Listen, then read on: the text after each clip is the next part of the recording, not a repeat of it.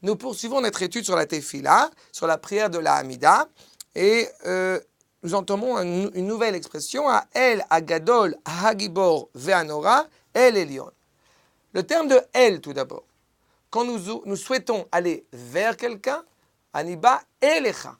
C'est-à-dire que El, ce n'est pas seulement un Dieu qui est totalement exceptionnel, qui est totalement au-delà de la réalité, c'est un Dieu qui a choisi de se révéler près de moi, que je peux servir, qui est la source de toutes les bontés existantes. Hagadol, les Mekoubalim ont coutume de rappeler que le terme de Gdoula est à rapprocher de la grâce, est à rapprocher de la bonté. La grandeur d'Akadosh Baruch Hu, justement, ce n'est pas Gadol, ce n'est pas Akadosh Baruch Hu est mesurable, c'est Hagadol. C'est-à-dire que Akadosh Baruch Hu, justement, est au-delà d'un décomptage possible, mais effectivement, puisque la Torah s'exprime dans un langage humain, eh bien, nous avons conscience que Akadosh Baruch Hu est l'expression même de la grandeur. Et cette expression même de la grandeur nous alloue tous ses bienfaits.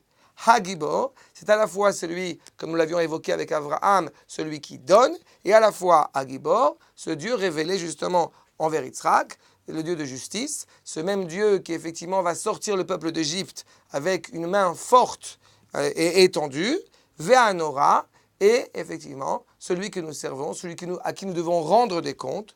Et malgré cette révélation dans notre monde, malgré cette prise de conscience de la justice vécue dans ce monde, il n'empêche qu'il reste El Elyon. Il reste profondément supérieur, suprême à la réalité. Il n'est pas dépendant de la réalité. C'est au contraire la réalité qui est dépendante de lui. Et c'est justement ce sens de El Agadol, Hagibor, Vanora, El Elyon. Shalom.